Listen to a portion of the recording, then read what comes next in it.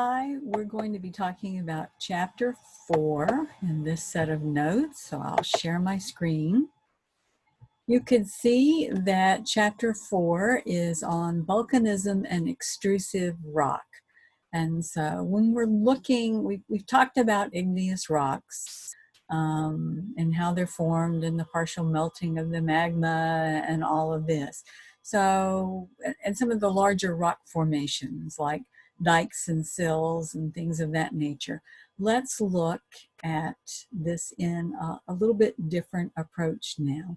So when we talk about an igneous rock, it is formed by the solidification of a magma.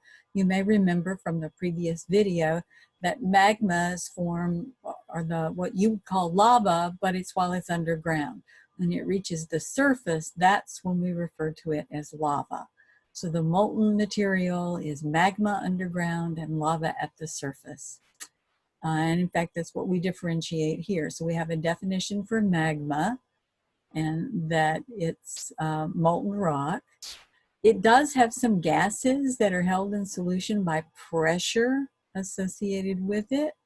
How is that possible? Well, if you think of the gases in a soda, as long as if you had a 2-liter bottle of soda and you kept the lid tight on it, then when you open it, you always hear this little hiss as the bubbles come out. As long as there's pressure, as long as the lid is tight, the gases stay dissolved in the liquid. When you release the pressure, the gases escape. And that's true for molten rock. If there are gases trapped inside it, as long as it's under pressure, the gases stay put. They're integrated into the liquid. But when you reduce the pressure, then the bubbles come to the surface and the gases escape. And again, lava is the same thing as magma. The only difference is where is it? It's lava when it reaches the surface of the earth. So when we talk about volcanoes, we can refer to volcanic activity or volcanism as any one of a variety of different things. So we could be talking about lava, or the gases that escape when a volcano erupts, or the rock fragments that are thrown into the air. All kinds of things fall into this category. One of the interesting things about volcanic activity that most people don't think a lot about is a tsunami. A tsunami is another name for a tidal wave. Sometimes they're called seismic sea waves in textbooks. These are really long waves that travel very fast in deep ocean. And so usually they are triggered either by an underwater landslide. So an underwater hill loses some of its material and it slides downhill, and that shakes the water, and that causes a tidal wave, or is caused by an earthquake, and the land directly above where the earthquake occurs is covered in ocean, and the ocean again gets shook when the vibrations of the earthquake move out. So either underwater landslides or earthquakes of some sort will trigger a tidal wave if you've got ocean above it. So when we look at this, one thing that's significant about tidal waves is in deep water, they're not really very tall. I had a student one time who was on a ship in a tidal wave, and she said you could see it in the distance coming, but when the boat crossed the tidal wave, it went up, it came down, and that was really all there was to it. But most of the time when a tidal wave makes it to the news, it's because an entire village has been inundated or drowned, and lots of loss of life. So let's look at what's happening. So in this little graphic, when you see it, there's some sort of tectonic motion. I think in the graphic they're showing a little bit of an earthquake, a shift in the ocean floor, and that sets off a vibration and causes the water to move. Well, ocean waves tend to follow actually a circular pattern. The water goes up and over and down and up and over and down. And these molecules bump into the molecules next to them, and the wave then travels forward. When this water gets close to land. You can see that we've got our little island with the palm trees. When the water gets close to the land, the water that comes down from the wave will begin to rub against the land itself. And that friction, a water wave, instead of circling up and around, the water wave then will just circle up. It doesn't get to the down part. The land forces it up, and you get these really tall waves associated with it. So you'll get huge waves. They can be 20, 30 feet high. If they strike an area that's got a high elevation, people have a chance of surviving. Unfortunately, a lot of tidal waves occur in places where the land is very flat, and there's a tremendous loss of life. All right, moving on. So when we're talking about pyroclastic debris, another name for that is tephra. And those are just rock fragments that are produced by a volcanic explosion. So there are some types of volcanoes, especially those that have a lot of dissolved gas in them, where there's a huge explosion and a lot of fragmented particles that come out of it, as opposed to lava just rolling downhill. So let's look at some of the effects of volcanism on humans. You can have positive or negative effects. Both are possible. So Hawaii is an example of a positive impact for volcanism. If it were not for volcanoes, Hawaii wouldn't be a state. We'll talk about that a little bit, but what's happening is that each island forms over because it is a result of an active volcano, and when the land on top moves away because of tectonic plate motion, the island itself gets relocated and then a new one pops up to take its place. And so we have a chain of islands that will result because of this. You can also find that in Italy and Mexico and New Zealand and California, geothermal energy is possible because of volcanic activity. And in fact, Iceland, the entire country of Iceland, which sits on the tectonic plate boundaries between the Eurasian plate and the North American plate. I think I've got that right. I'm sorry, we'd have to go back and check. I'm just drawing a blank right now. But Greenland sits on a tectonic plate boundary, and there's a lot of volcanic activity because of that, and a lot of geothermal energy because of it. So lots of positives, but there are some significant negatives that come along. One was the eruption of Mount St. Helens in 1980. This occurred in Washington State. We don't get too many active volcanoes of this nature in the United States, so it's worth mentioning. I think it's significant to look at a photograph taken from before the famous eruption in 1980 and the one taken directly after. You'll see that this side of the mountain was just blown away. And you'll see that these trees no longer exist in that area. They were actually knocked down by the gas clouds that came out. We'll talk about the kind of volcano Mount St. Helens happens to be in a little bit. Here's another photograph also of Mount St. Helens. On the left is the before and on the right is the after. And you can, again, maybe it gives you a better view of here are the trees. And now in the right-hand photograph, the trees are flattened. There was a huge amount of gas that came out during the explosion.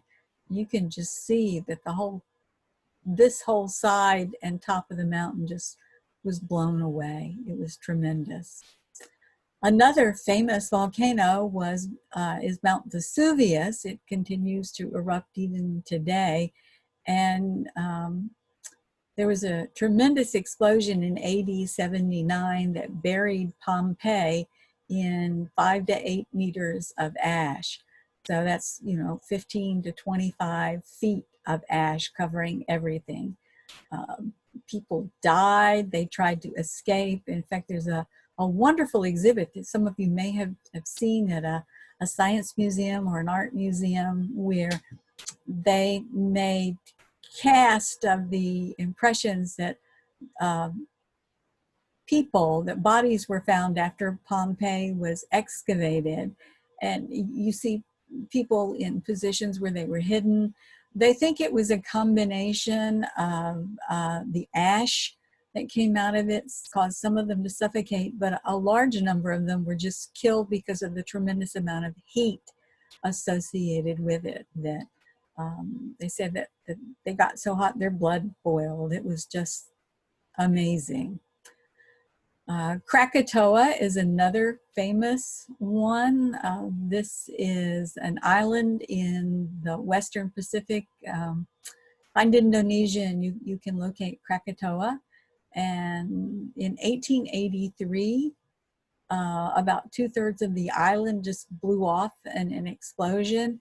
It put so much debris and dust and ash up into the atmosphere that it changed the weather for that year. It made it, they used to call it the year without a summer. There was so much ash in it, blocked the sun, and they had snow in some places in the summertime where they never would have expected it. It was really very significant. Another one in the United States is Crater Lake. Crater Lake is actually part of a national park in Oregon. It is found in, it's a crater in what used to be, was an active volcano, Mount Mazama. In the year 2290 BC, there was a tremendous volcanic explosion, and the whole top of the mountain, again, it exploded out, but then the top collapsed, and you're left with this really large crater which has filled with water over time. So here is an area where it's been filled with water. There's an island in the middle that's actually an active volcano. Very significant. Okay, let's talk about the viscosity of volcanic gases. So viscosity is a measure of the resistance to flow for a fluid. Water is less viscous than maple syrup, for example. Water flows out very easily, maple syrup does not. Or if you had a jug of liquid soap, it would be more viscous than water. Lava with a high viscosity has a lot of trapped gas in it, and that will produce violent eruptions. Lava with a really low viscosity has a small amount of trapped gas, and that gives you very gentle or easy or safe eruptions. So high viscosity, the lava is not going to flow very freely. It'll bunch up, and there'll be a lot of snapping and popping as the gases erupt and escape. A low viscosity lava, there's not a lot of gas in it, and the lava flows out very freely. It's a very easy or gentle eruption. We have discovered that most of the gas associated with a volcanic eruption is water vapor or steam, but there are other gases: sulfur dioxide, hydrogen sulfide, carbon dioxide, hydrochloric acid. All of these gases are possible when a volcano erupts, and in fact, volcanologists, scientists who go down into craters and explore, have been known to be killed because gases will sometimes seep up and they're not aware of it, and they suffocate in the process. So they need to be very, very careful and assume that they're going to need oxygen tanks as they go down and explore. So let's look at some information about volcanic rocks just briefly, and then we'll move on to types of volcanoes. So a volcanic rock is going to vary from being 45 to 75% silica in content. Silica is another name for sand. If it doesn't have a lot of silica in it, usually we refer to it as a mafic rock, and it'll be dark in color, which to a geologist just means it'll be green or black. Examples of this are basalt, and you will see them in the lab we do on volcanic rocks, on igneous rocks. You can also have felsic rocks. These have a lot of silica in them. They will be light colored. A lot of sand lightens it up. And so they'll be white or red or pink in color. And an example of that is the rock rhyolite. We will see several samples of rhyolite in class and in lab. And then if you're an intermediate volcanic rock, you'll have a medium color and a medium silica content. An example of that is andesite. What's interesting about andesite is that it was named after the Andes Mountains, which is where it was first found. So let's talk about the types of volcanoes. In order to do that, we need to do a few definitions. We need to know what a vent is. Well, a vent is any opening through which an eruption takes place. Doesn't matter whether it's in the top of the volcano or on the side, you can call it a vent. A crater is a basin or bowl-shaped depression over the vent. Craters are not usually terribly big. What happens is the magma comes up, and then when it sinks back down, it makes a little bowl shape, a little concave depression. You can have a flank eruption. That's one where the volcano, instead of erupting out the top, erupts out the side. And then you can have a caldera. Calderas usually occur after the volcano has stopped erupting. So the volcano stops erupting and the magma that's trapped in the throat sinks back down. And what that means is that the top of the volcano is not supported as well, and so it begins to cave in, and you go from having a small crater to a larger caldera. And we have a graphic showing you eruption, and then it calms down. It's not erupt, so here's our little central vent, and here are some side vents. And then over time, we're down to just gases coming out, but instead of a little central opening, what happens is the opening enlarges because of a lack of support, and maybe over time, what you'll have is a little lake come in and fill in.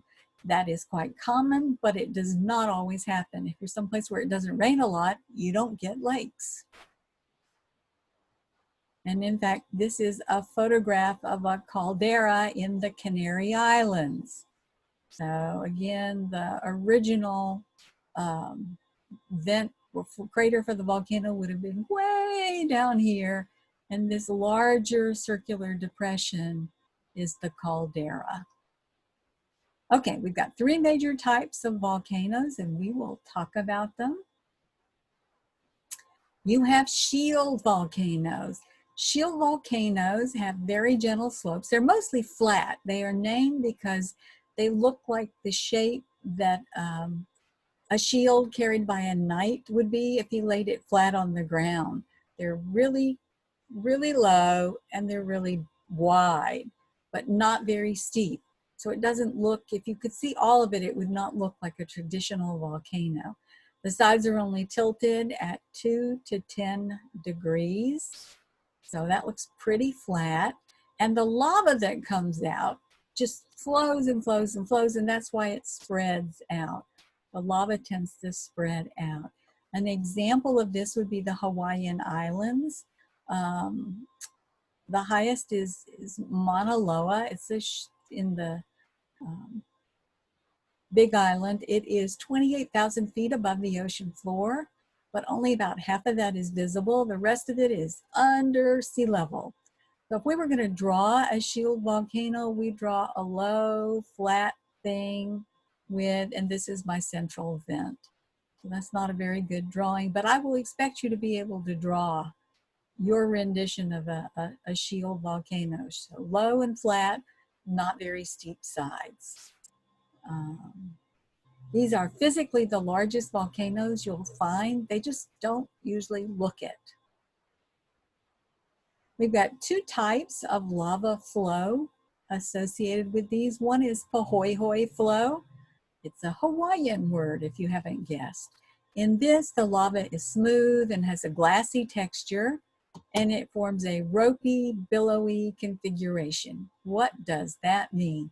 That means that the lava looks like it was squirted out of a tube of toothpaste. So here is our, it has a very low viscosity, and you can see it looks like rope or some gooey something squirted out. A little bit of red here would be more obvious if we were in a dark room and this were projected on a screen. That tells me that the lava is really hot. Lava has a tendency to be about 2,000 degrees Fahrenheit. So 2,000 degrees Fahrenheit, that's really hot. You ought to always assume that lava is dangerous. So this is Pahoehoe. Will show up in the next photograph. It is lava with a rough texture. So this is not talking about, so flow goes with the next photograph. It has a lot of gas in it. So when the when the lava reaches the surface, the gas escapes, makes a lot of sounds. It's a very noisy thing, and it's very sharp and angular. If you walk on an flow, it can cut up your shoes really badly. A lot of times it's piling up. It'll sometimes make what looks like little mini volcanoes in the middle of the flow. These are called spatter cones. They were defined back here. They're called spatter cones. These little mini volcanoes will pop up in flows. Our next type of volcano is a cinder cone volcano. These are the smallest volcanoes. These are not actually made of lava. When the magma comes out of the ground and it reaches the Earth's surface, it has so much gas in it that instead of lava flowing down the sides, you make what are called pyroclasts, so rock fragments. These volcanoes sort of sputter and spurt, and out comes the lava, but it's got so much gas in it that it turns into dust and ash and cinders and boulders and all kinds of things. These volcanoes have very steep sides. They're about 30 to 35 degrees, but they don't ever get very tall. Because the material's not really glued down, it's easy for them to erode away. So they get worn down very easily. This is a drawing of a cinder cone. So I show the ground. This is our central vent. And then we just have little round circles representing the pyroclasts show up on each side to make a sort of cone shape. So if I ask you to draw a cinder cone volcano, I am looking for something that resembles this. So pyroclasts are categorized by size. Dust is the smallest, it's the size of smoke. Ash is a little bigger, it goes up to 4 millimeters, so about 4 thin pencil marks. Cinders are even bigger than that. They go from 4 millimeters to 32, so 32 millimeters is larger than an inch. That is larger than an inch. If you poked at a fire in your fireplace, what flies up into the air, we usually refer to those as cinders. I don't know why it didn't get capitalized. Blocks and bombs, these go anywhere from a few centimeters up to 30 centimeters across. Volcanic bombs are really kind of interesting, and we'll look at one in class. A volcanic bomb is sort of elongated like a football, and it bulges usually up on one side and it's flat on the bottom. The reason it is flat on the bottom is because when it comes out of the volcano, it's still hot and soft on the inside. You may remember I said that the lava is probably over 2,000 degrees Fahrenheit, so it is really hot. And the outside will cool off and sort of solidify and gives you this shape, but the inside is still warm. So when the bomb hits the ground, it slams into the ground, and that flattens the bottom. The bottom gets flattened because of the impact, but the top stays curved because as it's passed through the air cools it off and rounds it off. And again, we have a volcanic bomb, and we will look at it in class. So Wizard Island, which is the island in the middle of Crater Lake, is a cinder cone volcano. It is a cinder cone volcano. And here is a bigger photograph. We had earlier a very small, teeny photograph of Crater Lake. So this is the outside edge of the volcanic, it's a caldera actually. So remember, this used to be an active volcano. It was Mount Mazama, and when it stopped erupting, the sides caved in, formed the caldera. So we're looking at the edges of the caldera. Filled up with water from rain and melted snow. It is a beautiful lake. It is over 1,900 feet deep, and it is just beautiful. I have been there. The water is just exquisite. You can take a trail and walk down to water level, but there's just lots of rocks down there. They at one time had boat tours out going around Wizard Island. I do not know if they still do or not. It is in Oregon. If you ever get a chance, it's a gorgeous place. Our last type of volcanoes are composite volcanoes, and they are sometimes called stratovolcanoes. So two names for the same thing. These volcanoes form large, steep-sided cones, and that's because they're a combination of both shield and cinder cone activity. So they have both lava and pyroclast. The lava is very viscous, and it sort of alternates from being really gassy and making pyroclast and ash to being a little less gassy and then having lava come out and glue it down. These volcanoes, these stratovolcanoes, show very violent eruptions. All that gas makes for a really scary volcanic eruption. There can be a volcanic cap on the dome. The magma can build up and not have enough energy to escape, and then it does, and you get a horrific eruption because of that. When the dome blows, there's so much gas that sometimes it's referred to as a nuée ardente, or a glowing cloud.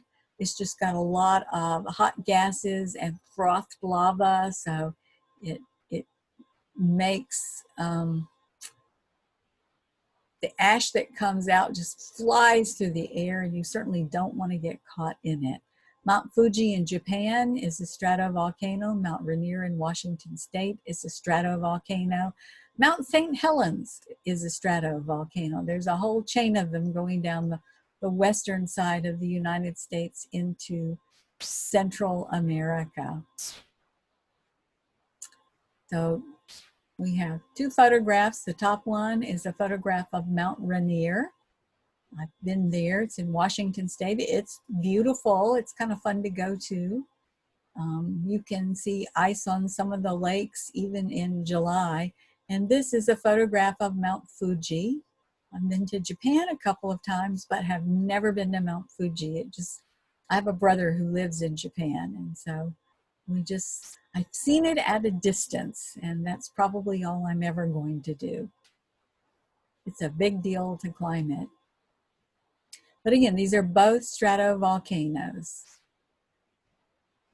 So if you were going to draw a stratovolcano or a composite volcano, you would have your central vent. I forgot to draw in the ground. I'm sorry, it would be down here.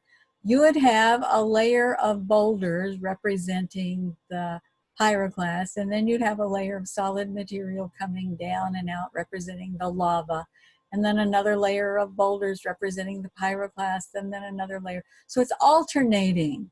You'll have pyroclastic eruptions and then lava flows, and pyroclastic eruptions and then lava flows as it comes down and out.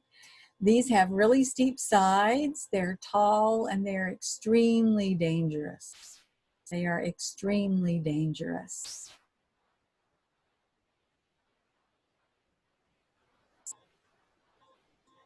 Now, here is another graphic showing you the relative size of something like Mount Rainier, which we just talked about. It's a composite volcano, and Mauna Loa, which is a shield volcano.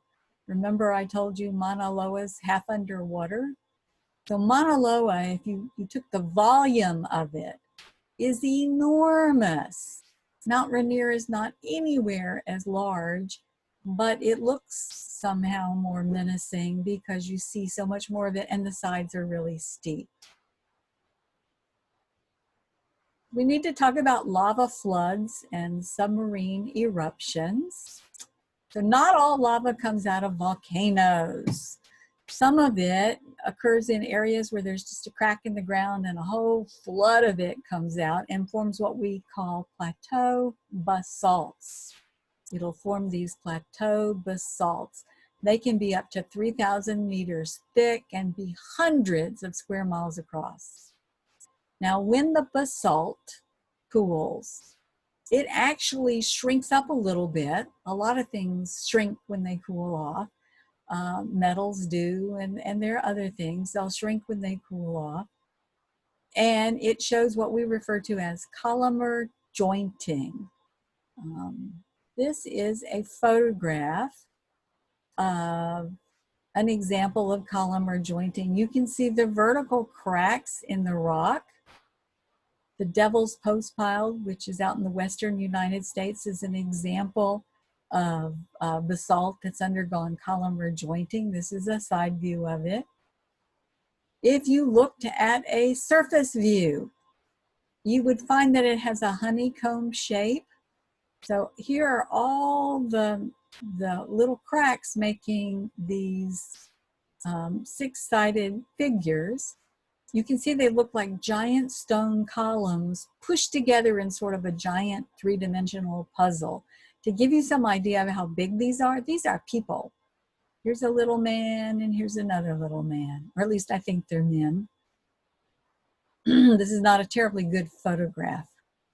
Now, here's another example. This is of the Giant's Causeway in, I think it's in Ireland. But it's a really good photograph of it. You can see that, again, these look like they're carved columns. It's just incredible.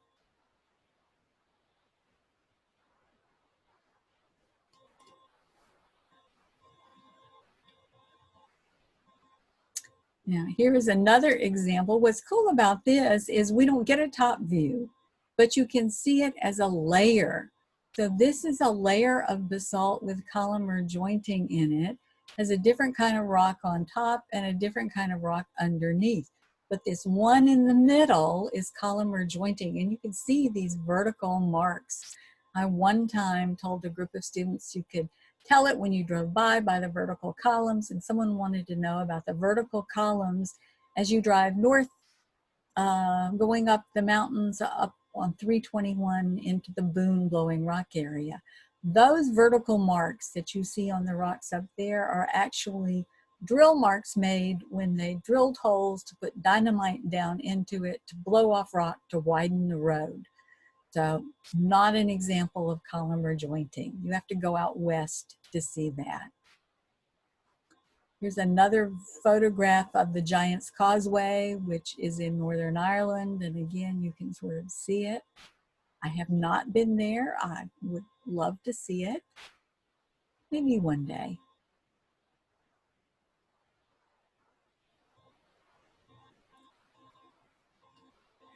I have been to this one. This is in Yellowstone National Park near Tower Falls.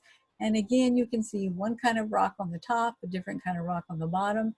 And this layer with the vertical marking on it, that is basalt. And this is columnar jointing. And I promise you, driving around it, you would recognize it for what it is. It is just astonishing.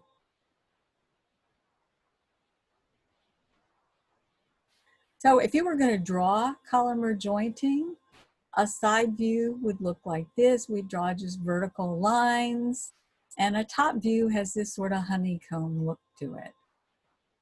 The side view is just vertical lines, and the top view is the honeycomb look.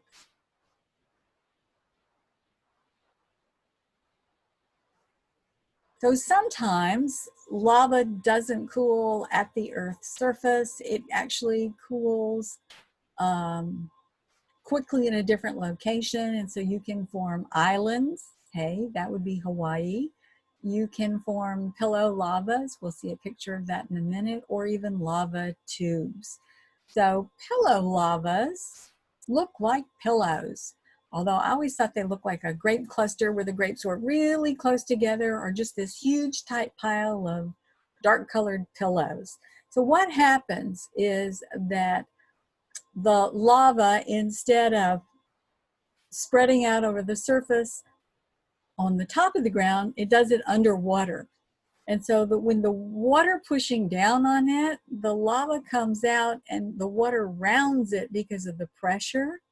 And it just keeps pushing forward, and you get this series of rounded boulders. Instead of the lava spreading out, it forms these balls as it comes along.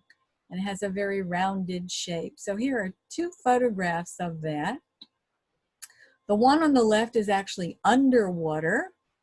You can see, again, it just looks like these round rocks. And the one on the right-hand side, and this is probably a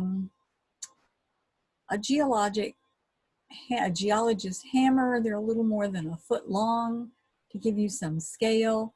And you can see all these rock formations, but they're just all on top of each other. They're just one squeezed in next to the other. And so this is an example of a pillow lava. Now, if you have lava that extrudes underground, but has so much pressure in it, the magma doesn't stay in place. It gets shoved forward, and the lava makes a little tube out of it, a hollow tube. So the pressure pushes the lava through, and you end up with a hollow tube. These lava tubes look like caves because they are caves, but they're caves with a very low ceiling. They don't have, and they're wider, and they go really long. So they're sort of long, low-ceilinged caves.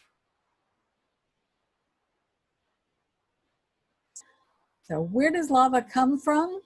Well, it comes when the mantle melts, some sort of melting of the mantle. This can happen at mid-ocean ridges. It can happen where at converging boundaries, where the two plates come together, and one part will go down. The part that goes down actually melts and gets recirculated. We've talked about different ways rock can melt. So sometimes it reaches the surface at a hot spot. I've mentioned before that Hawaii's on a hot spot. So wherever the active volcano is, that's where the hot spot is located. And as the tectonic plate moves away, a new island is going to form. It's a really interesting phenomenon. And because the plate is moving, instead of one volcanic island, you have a chain of volcanic islands.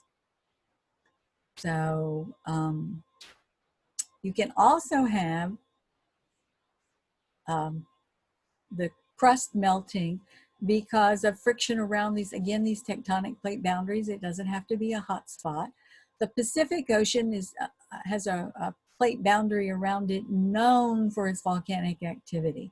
It is sometimes called the Ring of Fire, or the Rim of Fire, or the Circum-Pacific Belt. And it's because of this plate motion. The plate that sinks at this conduction, or this converging boundary, the plate that sinks at the converging boundary gets melted. And that gives energy for these volcanoes. So if we look at a graphic, I know we've had one earlier in a previous chapter, where you can see, like, here's the Eurasian plate, here's the North American plate, here's the other side of the Eurasian plate. Remember, I said here's Iceland, where the plate boundaries go through it. The red dots indicate volcanic activity. So there are a lot of volcanoes there. You can see that there are a lot of volcanoes around the western edge of South America, Central America, the western edge of the United States, North America, going across the eastern edge of Asia. And so all around the Pacific plate, there's volcanic activity. And then there are just these isolated places. Who knows where it's getting its energy. And I believe that Finishes things, yes, it does. So we will stop